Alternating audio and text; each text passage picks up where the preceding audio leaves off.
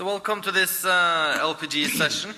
We have companies operating within the same segment, but with different parts of, I'd say, the market. So the goal for this session is to get more to understand the outlook for each one of them. And we could start with you, John. No, Ted. Sorry. If you look at VLGC rates, they've recovered from their lows. They're above OPEX, but well below cash break even. If we wind back a few years, the concern at the time was if there will be sufficient demand in Asia to absorb all the LPG out of the US. But I think during 2017, the concern have shifted more to the US, low propane production and lower inventories, and how should they think about that entering 2018? I guess the VLGC cycle is probably a case of it turning out the way some people thought, but not for the reasons they necessarily forecast, and you're exactly right. Historically, supply out of the U.S. has not been a constraining factor, and a combination of, certainly recently Harvey, but the low oil price in general has generally crimped some of the operating margins, and we've also seen a modest increase in domestic propane consumption. However, it's still in decline. So I think as we look out towards next year, we continue to see great pull-through demand. And we're already seeing where the U.S. isn't competitive in price, or if they're not able to deliver the volumes, we're already seeing the Middle East step in. So for most of the last 4 years, there's been a premium in the West for having prom ships in the U.S. Gulf. And right now we're starting to see a lot of the demand shift to the Middle East. So I think, we're lucky, and we've always maintained that the emergence of the United States as a shale exporting nation, or as a gas exporting nation, has been great for our business, because now we have two hubs of activity, the Middle East and the U.S. Gulf, and I think you'll see our industry take advantage of that. And again, I think that sets us up well for 2018. I think IEA forecasts close to 4 million tons of U.S. propane exports for 2017. But only 1 million tons for 2018, and I think a lot of the 2017 exports is also driven by lower draw-on inventories. How reliant do you think the LPG market is to balance in 2018 of inventory draws? A little early in the morning for that question, but okay. I think from our perspective, I sort of have truth in advertising. I'm not John Lycouris. He'd probably have a far better answer to this question than I. No, I think the market will look. The U.S. market, the North American market's incredibly resilient. So how we rebalance, I'm not really sure. But do I believe we will rebalance? Absolutely. Drilling costs continue to decline. There continues to be, it's still a global market, so if we don't meet the demand out of North America, we'll meet it somewhere else. We're seeing good volumes continue to come out of Calgary and Alberta from the tar sands, so I'm not quite sure where it'll come from, but I'm fairly confident it'll balance itself out. Okay. We can switch to you, David, and Navigator Gas. In July this year, you signed the letter of intent to develop an ethylene marine export terminal in Houston with Enterprise. And from what I understand, there are currently no efficient export facilities of ethylene out of the US today. And there seems to be large growth potential going forward. So it'd be good to share some of your thoughts on this going forward for your company. Sure. Well, I never wanted to be in shipping, okay? So, and maybe I can teach you all how to avoid it. But the business model that we chose is to try to avoid what is so endemic in shipping, and that is the cycles.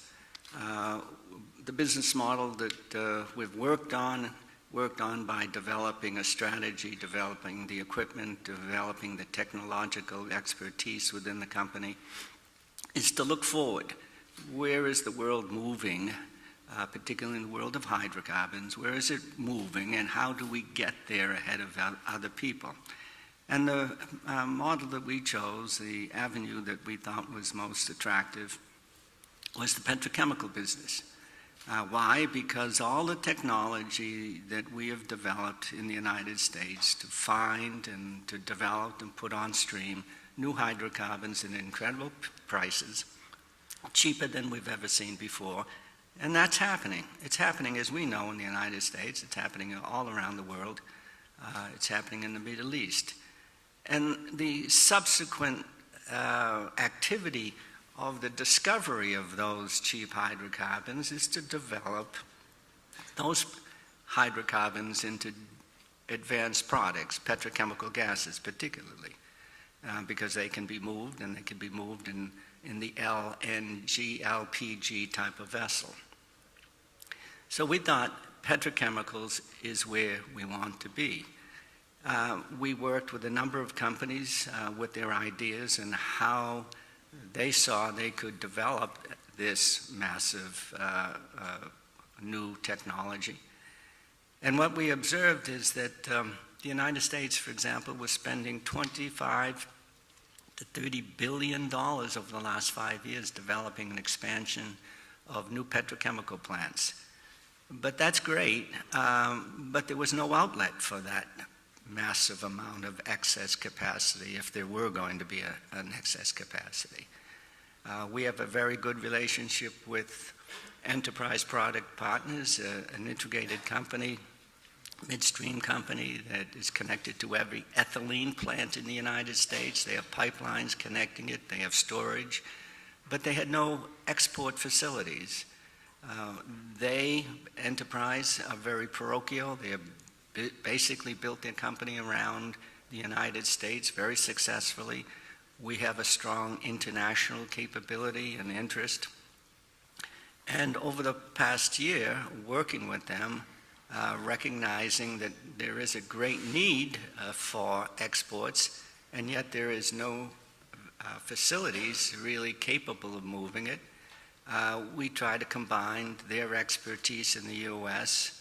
and our expertise in the international and create a 1 million ton a year export facility that's integral to our very advanced vessels that are uniquely capable of carrying petrochemical gases, and particularly the more advanced ones, the ethane, the ethylene, the propylenes. And so that's our model, is to build out the capability to do that.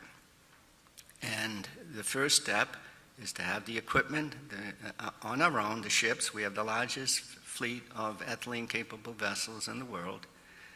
We have the best technical people working on those vessels, both on board and in our offices. And now, stepping back with a joint venture with Enterprise, I think we have a perfect chain. So that's our model, to try to eliminate the cycles in the business for Navigator. Work on the structural changes. And the biggest structural change we see in hydrocarbons today is the development of the petrochemical industry, both in the United States and the Mideast, and we want a piece of that. There are other segments within the molecules that have built out export capacity in the U.S. We've seen it on the LPG side, and we've seen it on LNG side.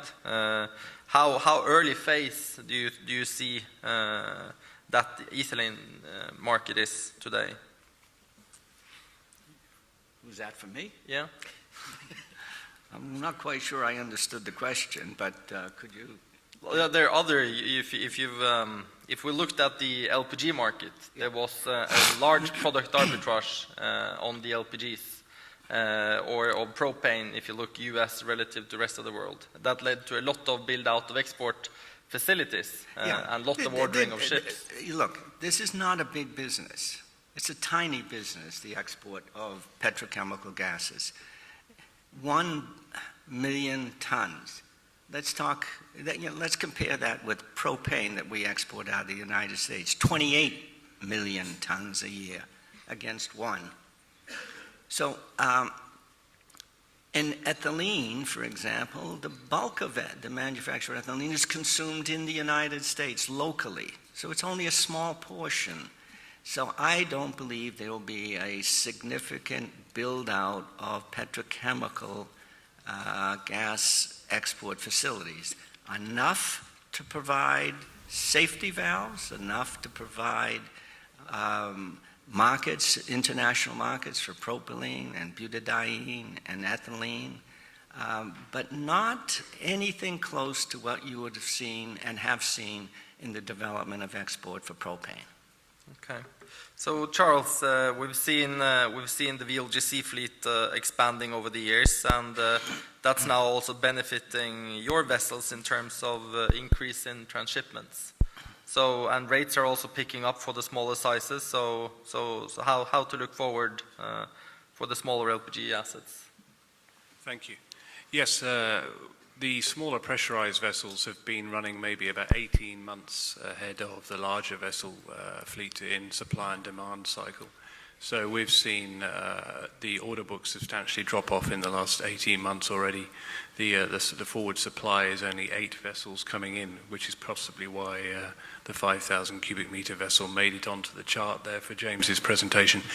But we're also seeing a big pickup in demand, and that's the good news, if you like.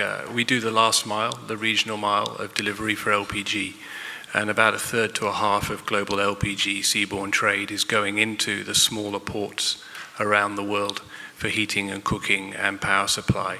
And that's where our vessels get involved. And obviously the big VLGCs cannot fit into a lot of those ports.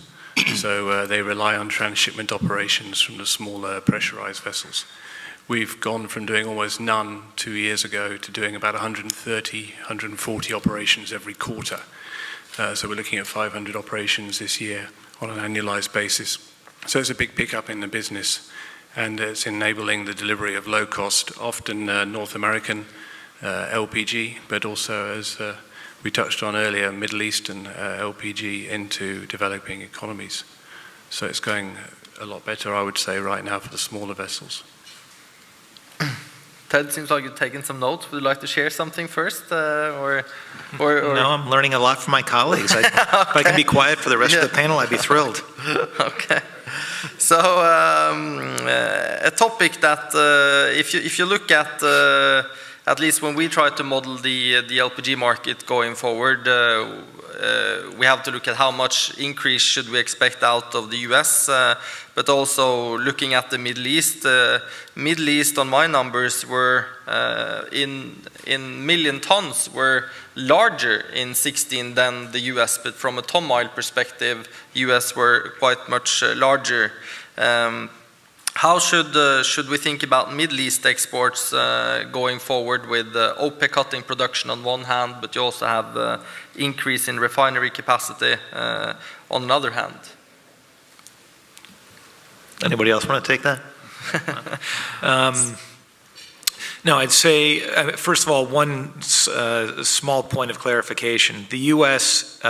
Is the single largest exporting nation. The Middle East as a bloc is larger, but no single nation in the Middle East exports more. So we do have to bear that in mind as we analyze those figures. But I think as you point out, you look forward to next year, you know, the OPEC cuts have certainly had an impact. On the other hand, because it's a global market and because the U.S. isn't part of OPEC, you know, we really haven't seen the spring in oil prices that I think a lot of us expected. You know, we're still bumping around where we were, you know, 3-6 months ago, well, 3 months ago anyway. But, you know, so I think from that perspective, and given, you know, continued expected increases in demand domestically from particularly Saudi Arabia as they continue to build up their own domestic petrochemical facilities, I really do expect the U.S. to make up the slack. And I think we're going to see it out of areas that, you know, have heretofore been less prevalent. We're going to see, because the infrastructure is now in place for Marcus Hook to take cargoes from, or product from Marcellus and Utica. We continue to see Ferndale on the West Coast drawing cargoes from Canada. And, yes, I expect some discontinued general uplift in the traditional shale basins in Texas and the Southwest. But again, I think I'd expect to see more of that made up by the U.S. And I'm hard to say, but I'd say overall, I'm not expecting as much growth from the Middle East. If you look at U.S. volumes, I think 50% goes to Asia. But if you look at the incremental exports out of the U.S., 85% goes to Asia. And looking at the Middle East, about 90% goes to Asia. How deep is Asian demand? Look, I think for our collective industry, well, maybe David does some LPG as well as petchem gases, but I'll speak for Charles and my sector as well. And Charles, being out in the region, is probably better positioned to comment on it. But the most exciting part of our business is in Asia, and it is what I would consider the most stable part of the business that we see growing. Over 50% of global LPG consumption is for domestic heating and cooking. And we continue to see significant growth in that particular segment. Yes, petchems is always going to be part of our business, 20-25%.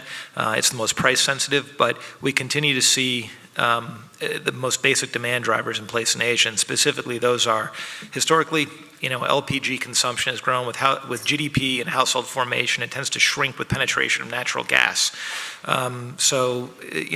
Emerging economies, China, India, Indonesia, Vietnam, Bangladesh, all those countries set up perfectly for that because you have high rates of household formation, you have continued GDP growth, and in most of those cases, the ability of LNG to make a significant inroads given the high cost of that last mile infrastructure as well as the shoreside infrastructure really sets up LPG well. So I think we see no change in that dynamic going forward. And in fact, it's probably only strengthening because, look, LPG is a really clean gas except for LNG. Nothing burns cleaner.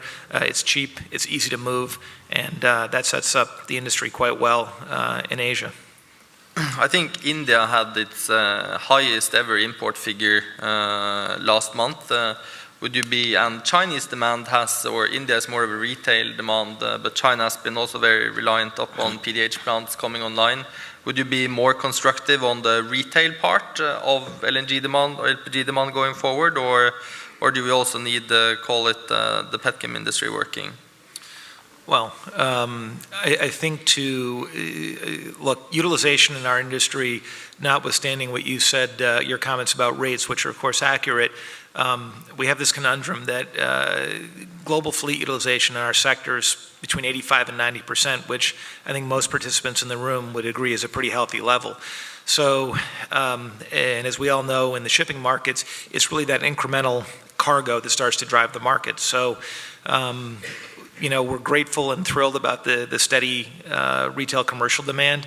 And I think that will continue to grow at a nice rate. However, to really kick our rates up, we would like to see some support from the petrochemical sector for sure. I think that the sooner that the arbitrage is open and that LPG is the feedstock of choice versus naphtha for the petchem industry, the sooner you'll see rates in our industry get back to much healthier levels.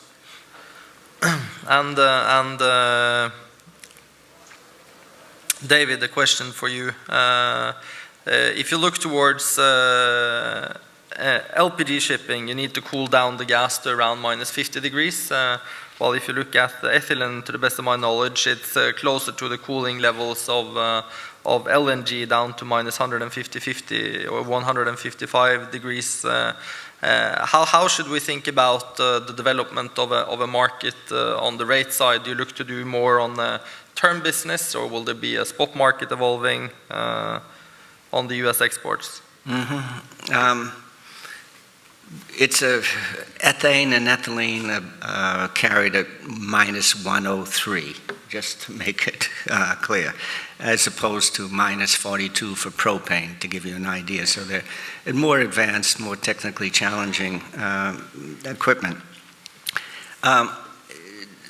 In the case of ethylene, that's going to be a relatively short-term business, short-term in terms of charters.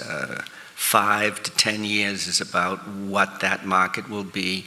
It will be a market that has a lot of spot business related to it because many ethylene plants around the world have shortages for different reasons and need short-term imports to cover those shortages. So historically, it's been a spot business.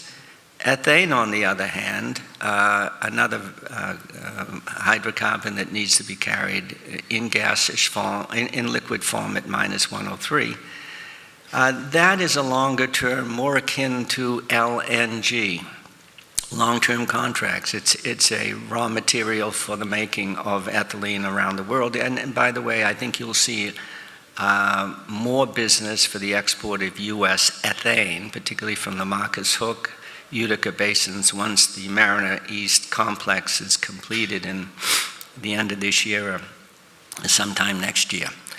But that business will definitely have elements of LNG, but again, I would suspect that as LNG morphed into a shorter-term trading business, ethane will also morph into somewhat of a trading business, but with strong elements of long-term charters.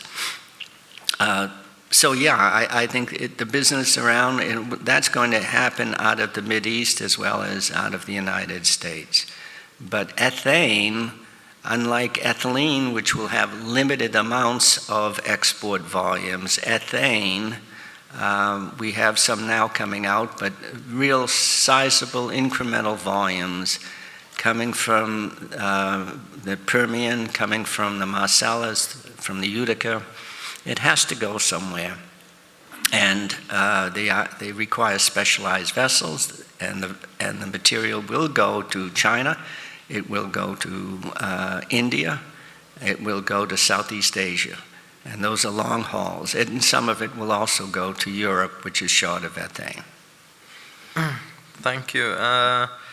Charles, if we look at the U.S. Gulf exports, they fell in the second quarter, and is it due to the product arbitrage? Many would think that would affect, to a large extent, the larger ships, but is the product arbitrage also key for the smaller ships, or is it more the emerging markets? The smaller ships are generally involved in slightly different trades. So we're moving product to about 400 different ports every year. It's a much more diversified trade route than following the big long haul routes on the arbitrage trades. But so we've actually seen a 60% increase in U.S. shipments in the size of ships we're doing in the last 12 months. But that's around the Caribbean, intra-Caribbean, into the developing economies in South America, Central America, and so on. The longer haul routes, we've seen a drop-off, so into, say, West Africa and so on, where the arbitrage pricing on the commodity may apply. But as I say, for us, the key for us is the fact that we're doing so many port calls. We have so many more options over where we can go, 2,400 port calls a year on the entire business. And if we see a drop-off of exports in one area, we can easily move our tonnage to another area and follow the arbitrage or the commodity demand, because whilst the demand has dropped off to export from the USA, the customer is still buying it from somewhere. And the underlying demand growth is still robust and strong, even though there's a temporary halt on the pricing of the arbitrage, on the exports of the arbitrage. So we've seen strong growth also for LPG in, say, Southern Africa, with new terminals coming online in the last few months, in West Africa, in India, in Bangladesh, in Pakistan, in Southeast Asia. It doesn't really matter which economy you go to, the supply of low-cost commodity is driving demand growth down the line. And to you, Ted, how important is the product arbitrage for the VLGC market in your view? How do you need it, and what will potentially drive that in your view? It is certainly a part of the trade. Again, it sort of varies a little bit.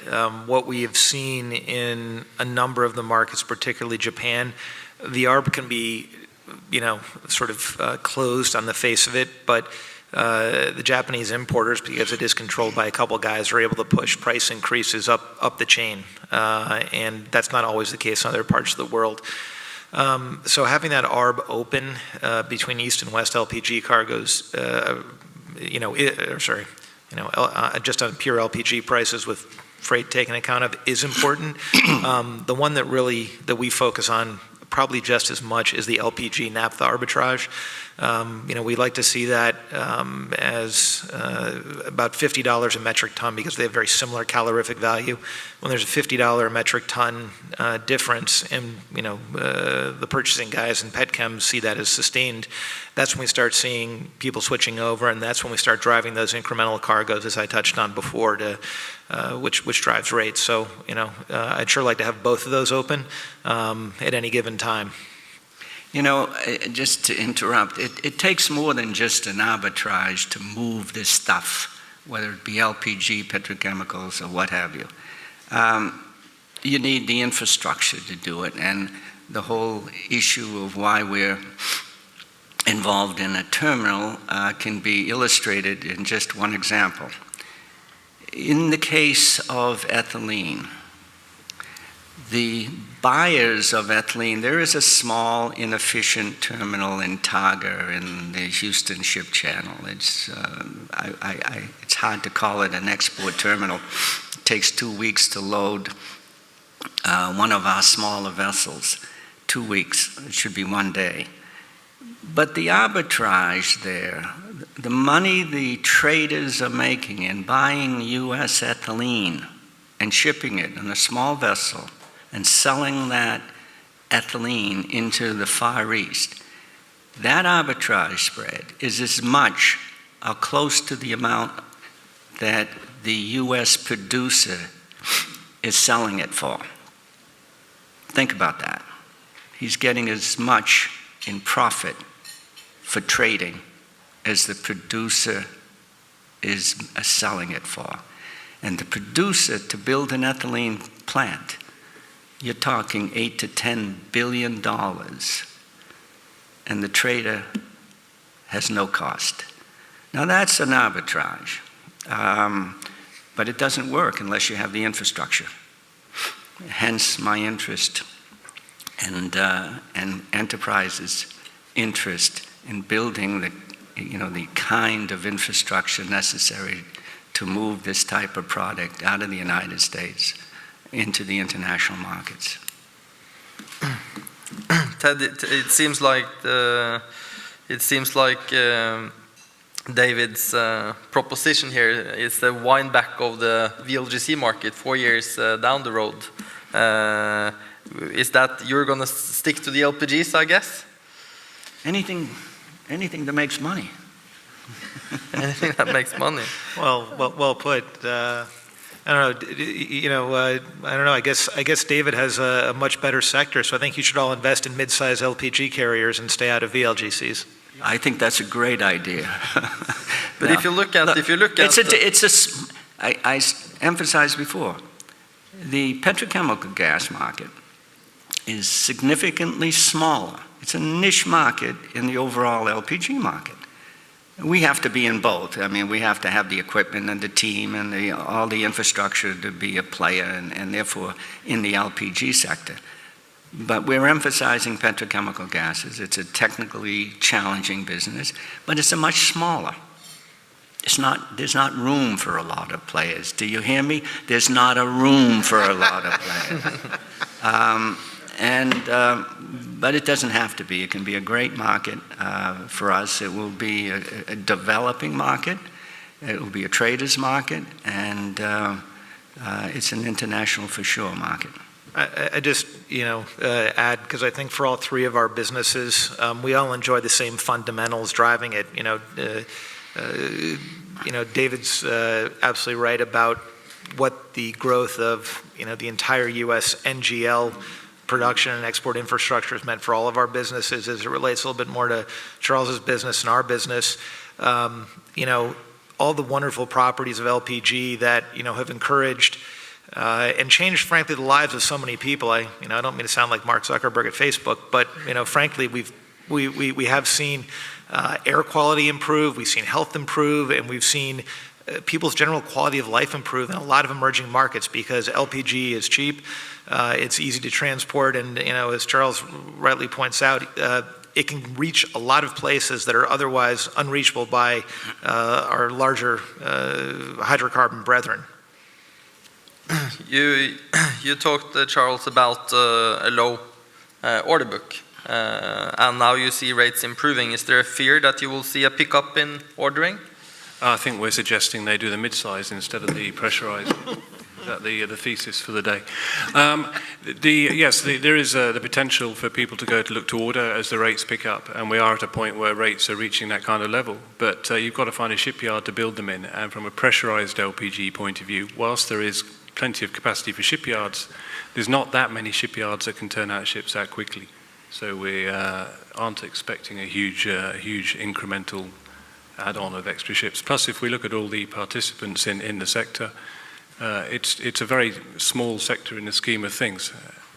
As David said, overall we're not the world's most interesting sector, perhaps. But and Ted, one final for you. But coming back to Ted, it's an exciting time underlying for the industry in that we are seen as a sector with LPG supplying many millions of people with a healthy alternative to, say, burning biomass in countries in Africa and India. It's a very positive outcome there, and it's got government and political support to increase demand for LPG, and that's partly driven, of course, by the increased supply coming online of LPG from North America and from the Middle East. So it's working very much in a partnership, and it's growing well. Okay, I think we have to cut off. So thank you so much. Thank you.